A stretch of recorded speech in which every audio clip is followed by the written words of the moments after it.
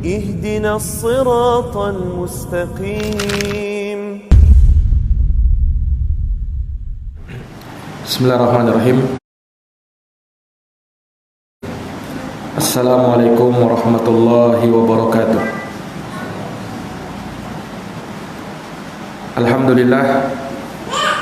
Alhamdulillahi rabbil alamin. Wa bihi nasta'inu ala umurid dunya waddin. Asyhadu an la ilaha illallah wahdahu la syarikalah. Wa asyhadu anna Muhammadan abduhu wa rasuluh. Sallallahu alaihi wa ala alihi wa sahbihi wa man tabi'ahum bi ihsanin ila yaumiddin wa sallama tasliman katsira, amma ba'd. Ayatuhal akhwat wal ummahat, a'azani Allah wa iyyakunna. Para ibu-ibu dan saudari-saudari sekalian yang dirahmati dan dimuliakan oleh Allah Subhanahu wa taala. Alhamdulillah wa syukrulillah wa la haula wa la quwata illa billah. Pada pagi hari ini dengan taufik darinya kita dapat melanjutkan kembali pembahasan dari kitab Sifatul Mar'atis Salihah, sifat wanita-wanita salihah, karya Ummu Abdillah bintu Syekh Muqbil bin Hadi Al-Wadi'i, di mana kita masih dalam pembahasan at-tamassuku bisunnah, berpegang teguh dengan sunnah Nabi, di mana dari sifat wanita salihah salafiyah, mereka adalah orang-orang yang berpegang teguh dengan sunnahnya Nabi. Mereka adalah orang-orang yang berpegang teguh dengan sunnahnya Nabi sallallahu alaihi wasallam. Telah kita bacakan riwayat-riwayat atau beberapa hal terkait dengan masalah ini. Naam, dari uraian penulis hafizahullahu taala. Maka terakhir kita singgung pada ucapan beliau rahimahullah wa hafizahullahu taala, fatamassaki bisunnah litaflahi. Berpegang teguhlah kamu dengan sunnah Nabi, niscaya kamu akan beruntung. Jangan sampai engkau menelantarkan kehidupanmu, atau menjadikan dirimu pada jurang kerugian dari menyia-nyiakan waktu kepada hal yang sia-sia. Padahal seseorang umurnya adalah hal yang sangat berharga. Maka apabila dia berjalan di atas sunnah Nabi sallallahu alaihi wasallam, maka kehidupannya tentu akan lebih indah. Sebagai apapun kedudukan dia, entah dia sebagai seorang ibu, entah dia sebagai seorang anak wanita, entah dia sebagai pembantu atau apa saja posisi dia, maka manakala dia berpegang teguh dengan sunnah Nabi sallallahu alaihi wasallam, maka kehidupannya akan lebih indah. Maka pegang teguhlah manhaj yang hak ini, yaitu beragama sesuai dengan sunnah Nabi sallallahu alaihi wasallam. Karena itulah jalan kebenaran, dan tidak ada setelah kebenaran itu melainkan kebatilan. Di mana Allah berfirman, "Famadza ba'dal haqqi illa dhalal." Tidak ada setelah kebenaran melainkan kesesatan. Fa anna tusrafun, maka kemanakah kalian akan dipalingkan? Kemudian beliau mengatakan, wa innal irtiyaba fi hadzal manhaji khudlan. Dan sesungguhnya ragu tentang manhaj ini adalah kerendahan dan kehinaan. Seseorang tidak sepantasnya untuk meragukan manhaj ini, yaitu berpegang teguh dengan sunnah Nabi. Jangan dia ragu terhadapnya. Karena kalau dia ragu, maka dia akan jatuh dalam kehinaan dan jurang kerendahan. Seseorang kalau sudah keluar dari sunnah Nabi, maka dia akan berada di atas jalan hawa nafsu dan mengikuti hawa nafsunya, dan dia akan banyak terjerumus ke dalam bid'ah, ke dalam khurafat, atau bahkan ke dalam kesyirikan kepada Allah Subhanahu wa taala. Maka jangan pernah kita tinggalkan manhaj yang satu ini. Dimanapun kita berada, di posisi manapun kita berada, hendaknya pegang teguh jalan sunnah. Iya, pegang teguh manhaj beragama seperti ini. Bahwa tidaklah kita menjalankan sesuatu dari perkara agama kecuali harus disertai dengan dalilnya, ada sunnahnya, ya, ada petunjuknya dari Nabi Sallallahu Alaihi Wasallam. Ya, sehingga kalau kita menjadikan pedoman hidup kita adalah sunnah Nabi, maka kita tidak akan pernah dikecewakan olehnya. Ya, ketika kita berumah tangga misalnya, maka segala perselisihan yang terjadi kita perhadapkan dengan sunnah Nabi, kita perhadapkan dengan kebijakan Al-Quran maupun sunnah. Maka dengan hal tersebut dia akan ridho dengan hal itu dan tidak pernah akan kecewa, karena keputusan Allah dan Rasulnya tidak pernah mengecewakan. Iya. Wa bu'dun 'anis sabati inda su'alil malakain. Dan ketika seorang ragu dengan manhaj yang hak ini, berpegang teguh dengan sunnah, maka dia akan dijauhkan dan jauh untuk bisa kokoh di dalam menjawab pertanyaan dua malaikat Allah Subhanahu wa taala, yaitu Munkar dan Nakir. Karena di sana akan ada pertanyaan malaikat Allah Subhanahu wa taala terkait dengan diri Nabi sallallahu alaihi wasallam. Nah, tentu akan sulit kita menjawab pertanyaan malaikat tentang siapa nabi kita kalau ketika kita di dunia kita jauh dari sunnah beliau, kita tidak memegang sunnah beliau sallallahu alaihi wasallam. Malaikat akan bertanya, "Man nabiyyuk?" Siapa nabimu? Ini pertanyaan bukan sekedar jawabannya kita hafalkan nama beliau, karena tentu menyebutkan nama beliau semua orang paham, semua orang tahu, orang kafir pun tahu. Tetapi jawaban malaikat ini itu tidak dengan kefasihan lisan kita, namun dengan amalan yang kita lakukan ketika di dunia. Kalau di dunia kita termasuk dari orang-orang yang berpegang teguh dengan sunnah, maka kita akan mantap dalam jawaban kita. Allah akan berikan kekokohan di dalam kita menjawab pertanyaan malaikat. Yutsabbitullahu alladhina amanu bil qauli tsabiti fil hayatid dunya wa fil akhirah. Allah akan mengokohkan, akan meneguhkan jawaban orang-orang yang beriman. Allah akan teguhkan, Allah akan kokohkan jawaban mereka dengan ucapan yang kokoh, jawaban yang teguh, baik di kehidupan dunia dan di kehidupan akhirat nanti. Iya. Maka di sini beliau sebutkan riwayat akhrajal Bukhari wa Muslim.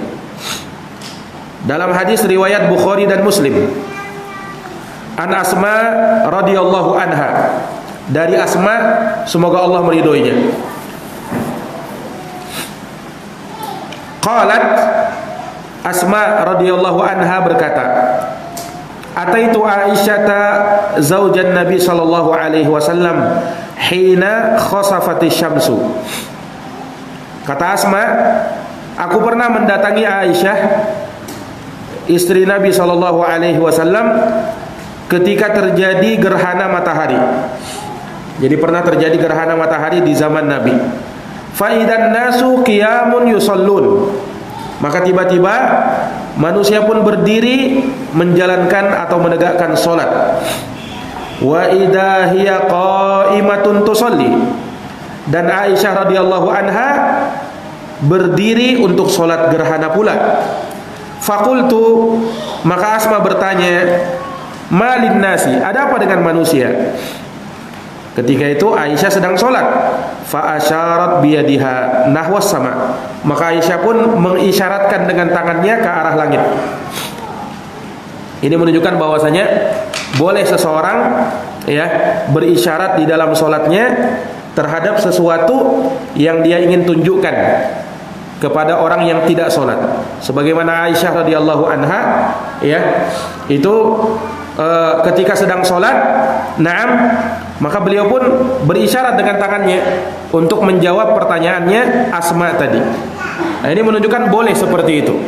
Nah, sebagaimana boleh misalnya seorang wanita ketika dia sholat, ya, kemudian tiba-tiba anaknya menangis misalnya, dia ingin menggendongnya, maka itu tidak masalah. Dia ambil anaknya lalu dia gendong, asalkan anaknya berada di dekat dia.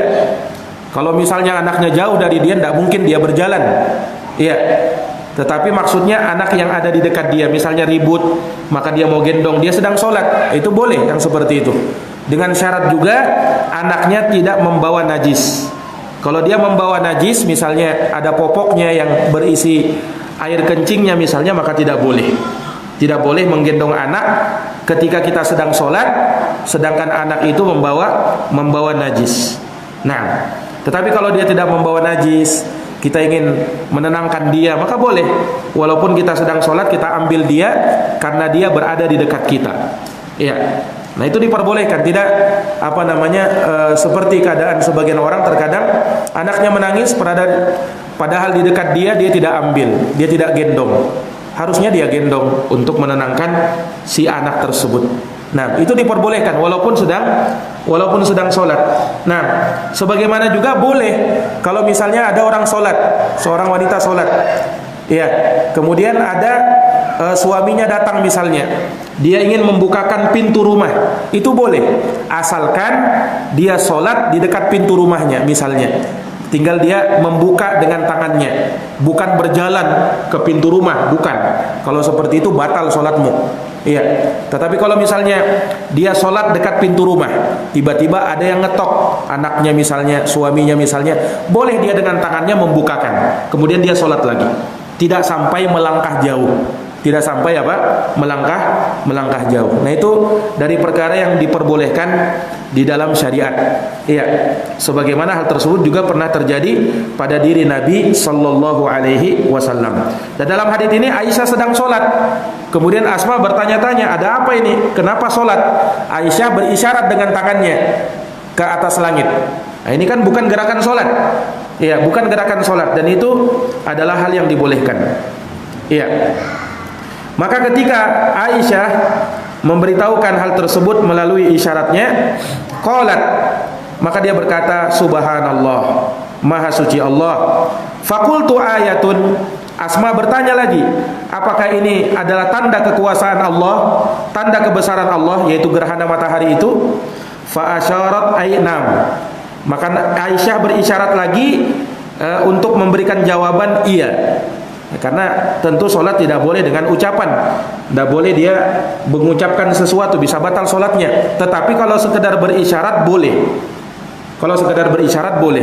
Nah, dari hadits ini juga menunjukkan kepada kita boleh seseorang misalnya kalau dalam kondisi darurat, ya, misalnya dia ingin bertanya atau menanyakan sesuatu yang sangat penting, harus dijawab sesegera itu juga. Sedangkan dia melihat misalnya istrinya sedang sholat, ya, boleh dia bertanya sesuatu, tapi jangan dijawab, tetapi dengan isyarat saja, itu boleh. Berdasarkan riwayat ini. Nah, itu diperbolehkan. Ya, misalnya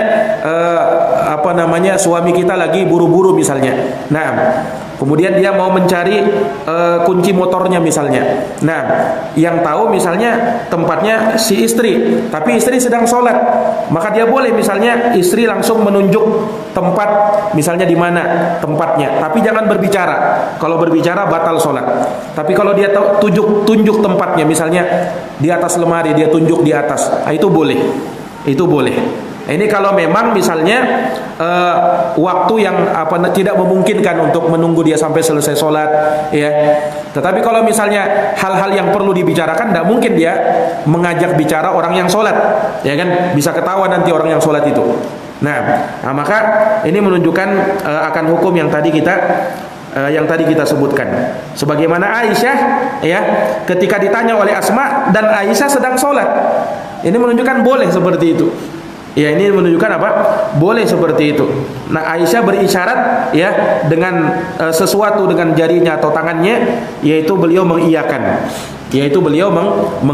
Nah, ini menunjukkan bolehnya seseorang itu berbicara kepada orang yang sedang sholat, ya, dan orang yang sedang sholat boleh untuk menjawab hal tersebut. Sebagaimana Nabi mengajari cara menjawab salam ketika kita sedang sholat. Misalnya kita sedang sholat, ada orang salam, ngucapin salam, boleh tidak kita jawab salamnya? Boleh, tapi dengan isyarat. Bagaimana cara berisyarat? Yaitu dengan cara memajukan tangan kanannya, kemudian punggung tangan kanannya berada di atas, telapak tangannya itu berada di bawah. Ya seperti ini. Nah, itu diperbolehkan. Itu adalah hal yang diperbolehkan. Kita sedang sholat, ada orang salam, assalamualaikum. Kita mau jawab salamnya, caranya begini. Kita majukan tangan kanan kita, punggung telapak tangan itu berada di atas, sementara telapak tangan itu berada di bawah. Itu hal yang diperbolehkan, sebagaimana yang diajarkan oleh Nabi Shallallahu Alaihi Wasallam. Nah, maka Asma radhiyallahu anhu berkata, "Faqumtu hatta tajallani al-ghasyu." Maka aku pun berdiri salat pula, sampai timbul perkara yang membingungkan diriku. Wa ja'altu asubbu fawqa ra'si ma'an. Lalu aku pun menyiramkan air di atas kepalaku. Falamman sarafa Rasulullah, ketika Rasulullah sallallahu alaihi wasallam selesai dari salatnya, yaitu selesai salat gerhana, hamidallahu wa asna alaih. Hamidallaha wa asna alaih. Maka beliau pun memuji-muji Allah dan menyanjung Allah. Ini menunjukkan disyariatkannya salat gerhana. Ketika terjadi gerhana, baik itu gerhana matahari atau gerhana bulan, disyariatkan untuk salat. Namanya salat gerhana. Nah, ketika selesai sholat, Nabi berkhutbah. Ini menunjukkan bahwa dalam sholat gerhana juga ada hal yang disampaikan, ada khutbahnya. Nah, sebagaimana Nabi selesai sholat gerhana, beliau memuji-muji Allah dan menyanjung Allah. Summa qala, kemudian beliau berkata, ma min syai'in, yani Nabi SAW bersabda, ma min syai'in kuntu lam arahu illa qad ra'aituhu fi maqami hada. Tidak ada sesuatu apapun yang aku belum melihatnya kecuali aku telah melihatnya di tempat berdiriku ini, kata Nabi. Tidak ada sesuatu apapun yang aku belum melihatnya kecuali hari ini di tempat berdiriku ini aku telah melihatnya. Hattal jannata wan nar, sampai surga dan neraka pun aku telah melihatnya. Ini dari apa yang Allah tunjukkan kepada Nabi Sallallahu Alaihi Wasallam dari perkara gaib, Allah nampakkan untuk Nabi Sallallahu Alaihi Wasallam. Kemudian Nabi bersabda, walaqad uhiya ilayya, dan sungguh telah diwahyukan kepadaku, annakum tuftanuna fil kubur, bahwa kalian akan difitnah di dalam kuburan. Jadi manusia nanti akan difitnah di dalam kuburnya. Ya, misla au qariban min fitnatid dajjal, seperti atau hampir serupa dengan fitnah dajjal. Ya, disebutkan la adri ayyadzalika qalat Asma, aku tidak tahu fitnah apa yang dimaksudkan oleh Asma. Nah, namun syahidnya di sini adanya fitnah kubur. Adanya fitnah kubur yang akan menimpa manusia, bahwa kelak manusia ketika meninggal dan dia berada di kuburnya, dia akan difitnah. Maksudnya difitnah apa? Ditanyai oleh malaikat Munkar dan Nakir. Iya, itu fitnah kubur. Itu fitnah kubur, di mana malaikat Munkar dan Nakir akan bertanya kepada orang yang baru masuk kuburan tersebut. Yu'ta ahadukum fayuqalulah, akan didatangkan seorang dari kalian lalu ditanyakan kepada dia, ma ilmuka bihadar rajul, apa yang kamu ketahui dari orang ini? Ini maksudnya Nabi Muhammad SAW. Inilah pertanyaan, siapa nabimu? Siapa orang yang diutus kepadamu? Maka kata Nabi, fa'ammal mu'min, adapun orang yang beriman, awil muqin, atau orang yang punya keyakinan, la dari ayat dzalika qalat Asma, aku tidak tahu apa yang dimaksud dalam ucapan Asma itu. Fayaqul, maka orang beriman akan menjawab ketika ditanya seperti itu, huwa Muhammadun Rasulullah, Dia adalah Muhammad, utusan Allah. Ja'ana bil bayyinati wal huda. Dia datang kepada kami dengan membawa petunjuk dan membawa keterangan-keterangan yang jelas di dalam agama ini. Membawa petunjuk dan keterangan-keterangan yang jelas di dalam agama ini.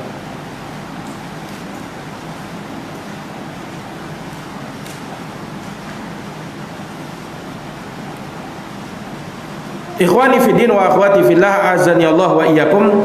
Maka ketika dikatakan seperti itu, ya, maka dikatakan fa'ajabna wa amanna wattaba'na. Ya, ketika dia mampu menjawab pertanyaan malaikat, ya, maka dikatakan fa'ajabna, maka kami telah memberikan jawaban, yakni menjawab seruan Nabi tersebut. Wa amanna, kami beriman dengan Nabi tersebut. Wattaba'na, dan kami ikut kepada Nabi tersebut. Ini jawabannya orang yang beriman.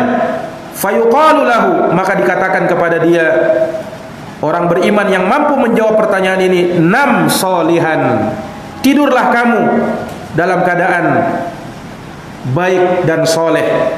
Faqad alimna in kunta la mu'minan, sungguh engkau tahu, ya, sungguh kami tahu jikalau engkau adalah orang yang beriman. Ini jawabannya. Ya, seorang mukmin ketika ditanya siapa nabinya, dia mampu menjawab pertanyaan itu dengan kokoh tanpa ragu. Wa ammal munafik, adapun orang munafik, awil murtab, atau orang yang ragu, la adri ayadalika qalat Asma, fayaqulu la adri. Orang munafik dan orang ragu ini, dia mengatakan ketika ditanya siapa nabimu, aku tidak tahu, katanya. Sami'tun nasa yaquluna syai'an faqultu, aku mendengar manusia berkata begini, aku pun ikut mengatakannya. Apa yang menyebabkan hal tersebut terjadi? Apa yang menyebabkan dia tidak bisa menjawab pertanyaan malaikat? Karena dia orang munafik, dia orang yang ragu. Nah, dia orang yang tidak yakin dengan apa yang telah dibawa oleh Nabi sallallahu alaihi wasallam. Ya, maka sebagai upaya kita untuk bisa menjawab dengan mantap pertanyaan malaikat ini, maka tidak ada jalan bagi kita, khususnya bagi wanita muslimah, kecuali manakala mereka berpegang teguh dengan sunnah Nabi. Iya, jadikanlah sunnah Nabi itu sebagai pedoman kalian. Kalian mau menghadiri majelis-majelis taklim, maka hadiri majelis-majelis taklim yang di dalamnya diajarkan sunnah Nabi. Iya, kajian-kajian sunnah, hadiri kajian-kajian sunnah seperti itu. Jangan kalian hadir di pengajian-pengajian yang mengajarkan bid'ah dan khurafat. Iya, hal-hal yang tidak ada tuntunannya dari Nabi sallallahu alaihi wasallam. Jangan menghadiri pengajian yang seperti itu, tapi hadiri pengajian yang betul-betul mengajarkan tentang sunnah Nabi. Iya, mengajarkan bagaimana manhaj yang benar di dalam beragama sesuai dengan tuntunan Rasulullah SAW. Tidak ada bid'ah di dalamnya, tidak ada khurafat, tidak ada hal yang mengada-ada. Semuanya bisa dipertanggungjawabkan sesuai dengan dalil dari Al-Quran dan Sunnah. Iya, ini dalam rangka untuk kita menjaga agama kita, dan dalam rangka agar kita bisa menjawab pertanyaan malaikat kelak ketika kita nanti ditanya di alam kubur, siapa nabimu, siapa orang yang diutus kepadamu, apa yang kita jawab? Kalau kita dahulu ketika di dunia orang yang jauh dari sunnah Nabi, orang yang meninggalkan sunnah Nabi, orang yang tidak berpegang teguh dengan sunnah Nabi, apa yang kita mau jawab terhadap jawaban atau pertanyaan malaikat Allah Subhanahu wa ta'ala? Nah, ini menunjukkan betapa pentingnya seorang wanita muslimah berpegang teguh dengan sunnah Nabi.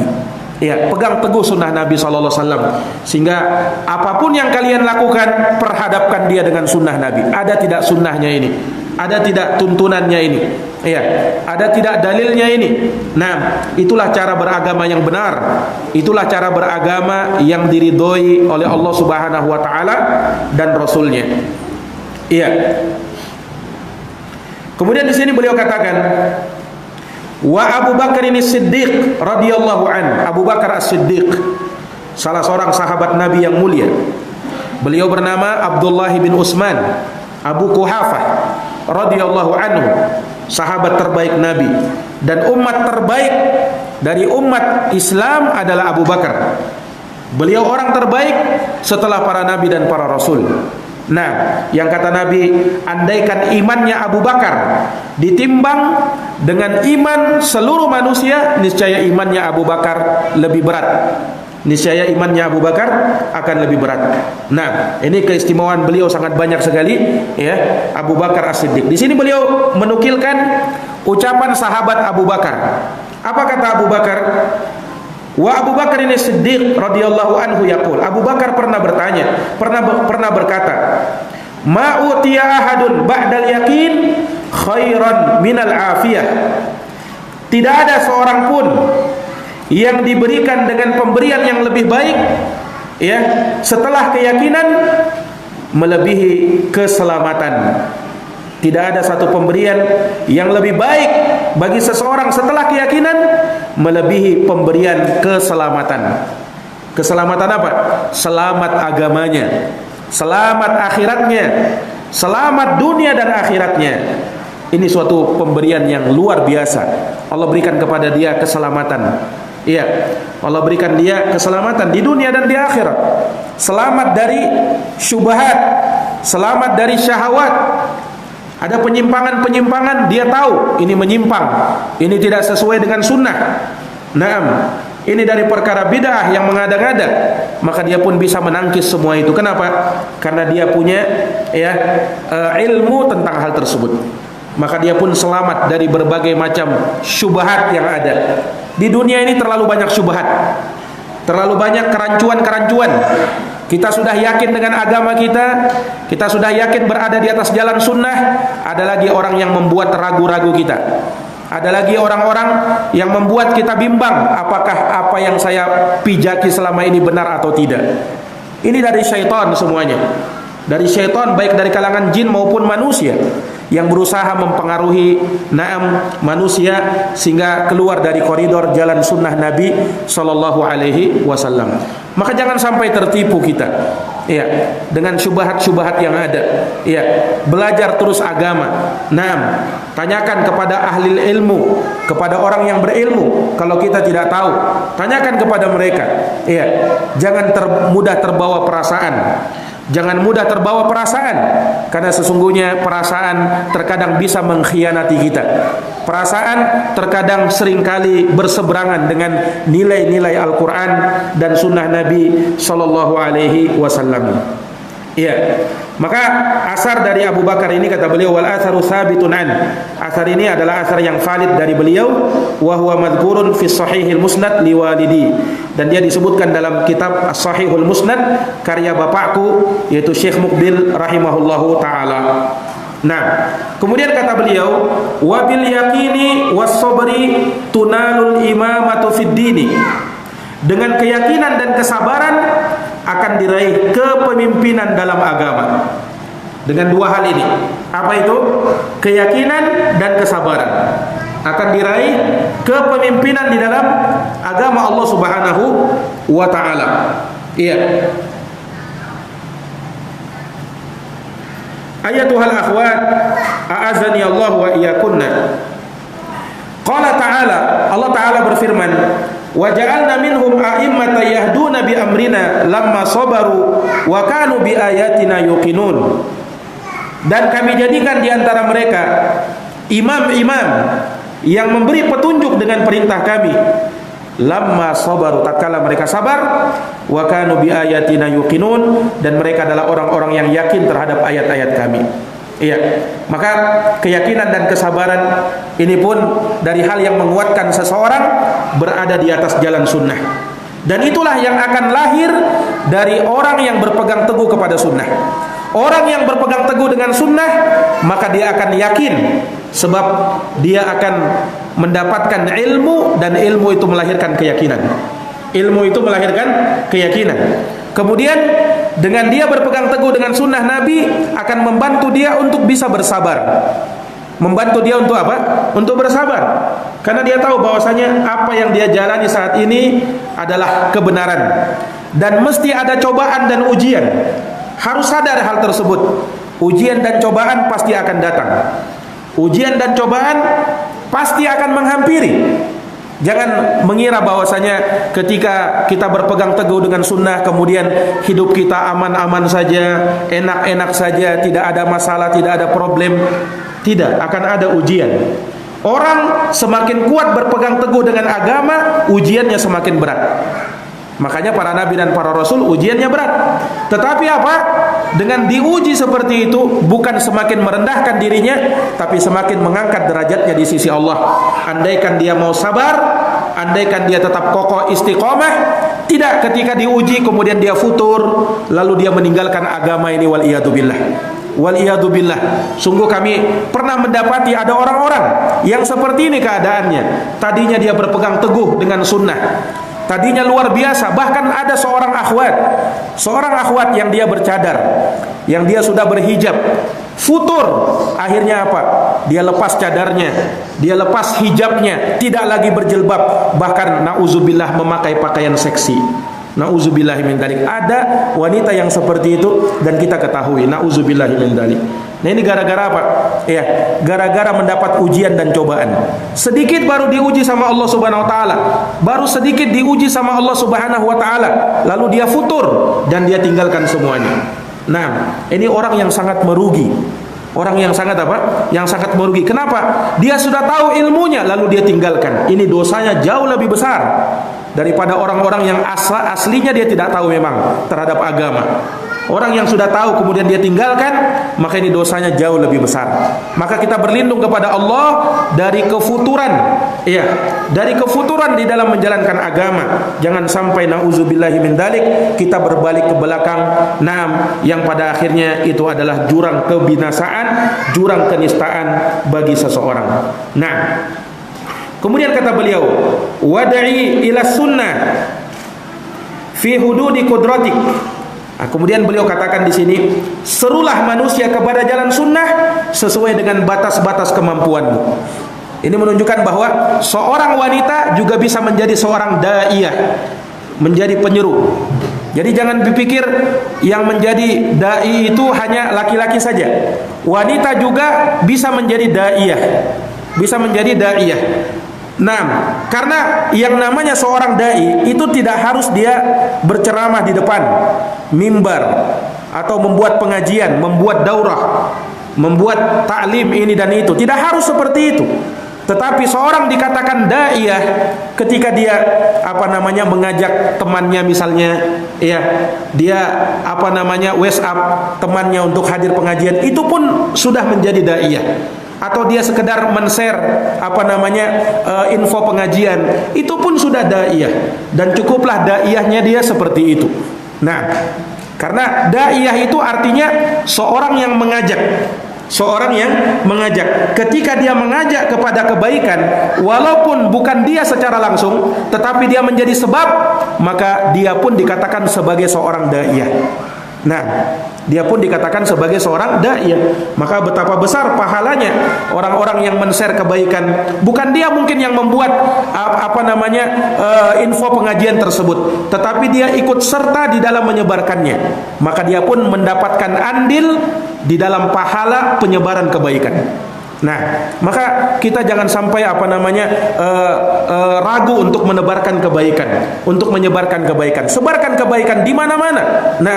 Agar orang tersebut bisa datang kepada kebaikan ini dan dia bisa mendapatkan kebaikan. Dan kalau dia mendapatkan hidayah karena sebab kita, maka pahalanya sangat besar. Rasulullah pernah bersabda dalam sebuah hadis, la yahdiyallahu rajulan, la yahdiyallahu bika rajulan wahida khairun laka min humrin na'am.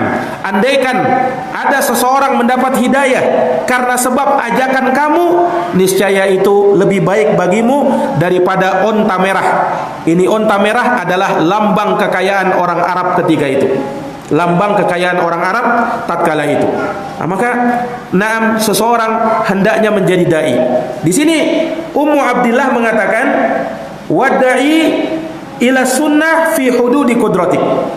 Serulah manusia ke jalan sunnah sesuai dengan batas-batas kemampuanmu. Ya, jangan juga berlebih-lebihan. Ya, jangan juga berlebih-lebihan. Tetapi sesuai dengan kemampuan kita, apa yang kita mampu, maka kita lakukan. Maka kita lakukan. Ini yang harusnya kita perhatikan. Fi baitika wa baina abnaika wa akhwatika. Ya, ketika kamu berada di rumahmu, ketika kamu berada di tengah anak-anakmu, ketika kamu berada di dekat saudari-saudarimu, au biwasitati ta'lif, atau kalau kamu bisa menulis maka tulislah hal tersebut. Nah, itu termasuk dari apa namanya? Menyebarkan kebaikan. Ya, seorang yang misalnya dia punya kemampuan untuk menulis, ya, atau merangkai kata-kata yang bijak, walaupun mungkin bukan dari dia kata-kata bijak tersebut, dari orang, dia cuman menukil, dia cuman mengambil, dia cuman mengutip dari orang, tapi dia merangkai hal tersebut, dibuatlah naam, kemudian dia sebarkan, maka subhanallah itu pun dianggap sebagai seorang dai. Ya, karena betapa banyak orang bisa mendapat hidayah gara-gara sebab itu. Betapa banyak orang bisa dapat hidayah gara-gara sebab itu. Ya, kadang tulisan-tulisan kebaikan disebarkan, ada orang baca. Nah, orang ini pada dasarnya dia tidak ada keinginan untuk berada di atas jalan sunnah. Tetapi ketika dia membaca satu tulisan kita, bisa jadi itu menjadi sebab dia mendapat hidayah. Bisa jadi itu dia menjadi sebab mendapatkan hidayah, dan kita pun mendapatkan pahala yang besar karena hal tersebut. Nah, maka kata beliau rahimahullah, litanalaka da'watu an-nabi sallallahu alaihi wasallam, agar kamu bisa mendapatkan doanya Nabi sallallahu alaihi wasallam, haitsu akhrajat Tirmidzi fi sunanih, sebagaimana dalam hadis riwayat Imam Tirmidzi dalam sunannya, min hadis Zaid bin Sabit radhiyallahu an, dari hadis Zaid bin Sabit radhiyallahu anhu, anin Nabi sallallahu alaihi wasallam qala, Nabi sallallahu alaihi wasallam bersabda, naddarallahu imra'an, semoga Allah mencerahkan wajah seseorang, sami'a minna hadisan, yang dia mendengarkan satu hadis dari saya, fahafidhahu, lalu dia hafalkan hadis itu, hatta yablughahu ghairah, hingga dia pun menyampaikannya kepada orang lain, farubba hamil fiqhin ila man huwa afqahu minhu, maka terkadang orang yang membawa fikih dia bawa kepada orang yang lebih faqih daripada dia, wa rubba hamil fiqhin laisa bifaqih, dan betapa banyak orang yang membawa ilmu fikih sementara dia sendiri tidak faqih. Nah, sementara dia sendiri tidak faqih. Perhatikan, ini doa dari Nabi SAW. Doanya apa? Naddarallahu imra'an, semoga Allah mencerahkan wajah seseorang. Maksudnya apa? Allah anugerahkan nikmat kepada dia. Ya, dari keindahan dan keelokan. Ya, dari kebagusan pada akhlaknya, pada wajahnya, pada dirinya terlihat akhlak-akhlak yang mulia. Itu karena apa? Karena dia mempelajari sunnah Nabi dan berpegang teguh dengan sunnah Nabi sallallahu alaihi wasallam. Maka para akhwat dan para ummahat, a'azani Allah wa iyyakunna, hendaknya kalian mengambil andil dalam perkara ini, mengambil bagian dalam perkara ini. Ya, semangat di dalam menyebarkan kebaikan, semangat di dalam menyebarkan hal-hal yang positif, yang bagian dari agama kita. Nah, jangan malah kebablasan kita juga ikut menyebarkan khurafat-khurafat, bid'ah-bid'ah, atau apa-apa yang tidak ada tuntunannya dari Nabi sallallahu alaihi wasallam. Tapi sebarkan apa yang kita pasti tahu ini adalah kebaikan, ini sesuai sunnah, ini ajaran sunnah Nabi, itu yang disebarkan. Jangan juga kita menyebarkan asal ambil, asal kutip, menurut kita ini baik padahal itu bukan hal yang baik. Maka juga perlu memastikan mana sumbernya. Jangan sampai kita salah dalam mengambil sumber. Nah, karena di dunia maya, di dunia internet juga banyak ya perkara-perkara yang bertentangan dengan sunnah. Nah, itu butuh ilmu untuk membedakannya. Nah, maka harus waspada dan berhati-hati ya dari perkara itu. Nah, karena sesungguhnya Allah Subhanahu wa taala akan mengawasi segala ucapan, perbuatan dan gerak-gerik kita. Para hadirin wal hadirat, a'azani Allah wa iyyakunna, demikian mungkin pengajian yang bisa kita paparkan, yang bisa kita sampaikan pada pertemuan pagi hari ini. Semoga bermanfaat, semoga menambah ilmu, iman, ketakwaan kepada Allah Subhanahu wa taala. Innahu waliyudzalika wal qadiru alaih. Subhanakallahumma wa bihamdik, Asyhadu an la ilaha illa anta astaghfiruka wa atubu ilaik. Wassalamualaikum warahmatullahi wabarakatuh.